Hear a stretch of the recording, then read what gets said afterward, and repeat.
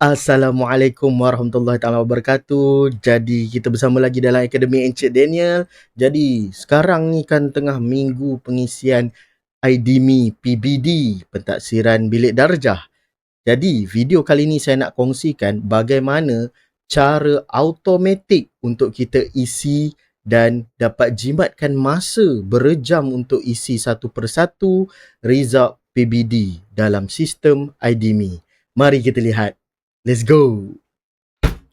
Mula-mula kita akan search dulu Chrome Web Store. Okay.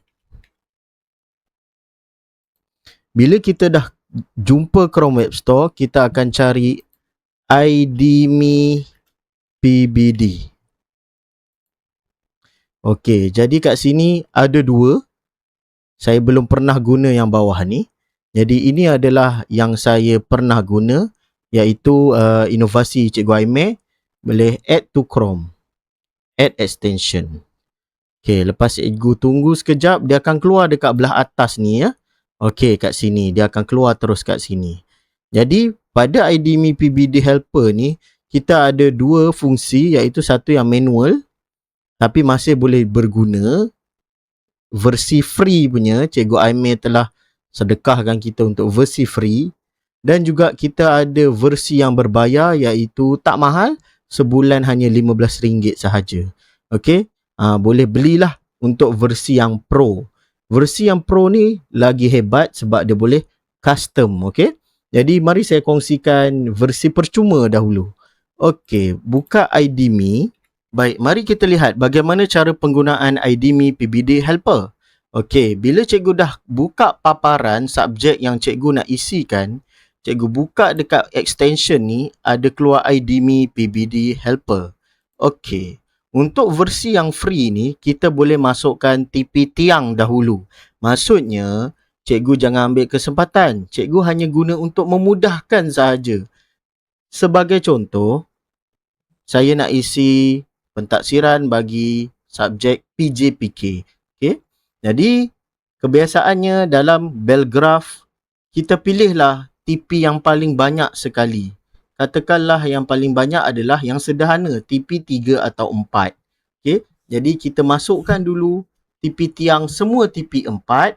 Kemudian secara manual barulah kita edit TP yang 6 dan TP yang lebih bawah daripadanya. Okey, contoh penggunaannya begini. Okey, kita tekan manual. Okey, pilih TP sahaja. Okey, kita pilihlah TP 4. Okey, TP 4. Kemudian untuk kategori kita letaklah sederhana dan ulasan kita pilihlah random. Dan kita boleh ubahlah nanti. Okey, tapi yang ni saya letak TP sahaja. Okey, seterusnya kita tekan apply. Dan kita pilih teruskan. Jadi bila kita tekan teruskan, kita hanya perlu tunggu sahaja sistem untuk bergerak sendiri.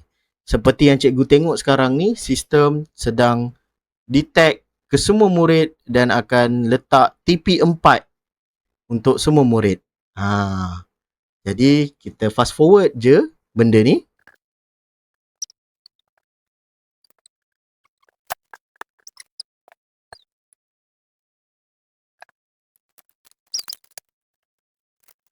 Baik, bila keluar terus PBD telah selesai diisi, jadi kita cuba refresh adakah lekat ataupun tidak. Jadi bila kita dah refresh, benda ni adalah lekat pengisiannya. Jadi sekarang masa yang kita ada banyak ni, kita hanya perlu edit untuk TP 6, TP 5 dan juga TP yang lemah sahaja. Yang paling banyak kita telah isikan dengan sempurna. Jadi kita dapat jimatkan masa untuk kita double check.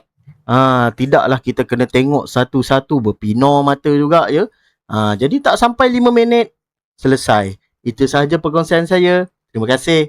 Assalamualaikum. Bye-bye.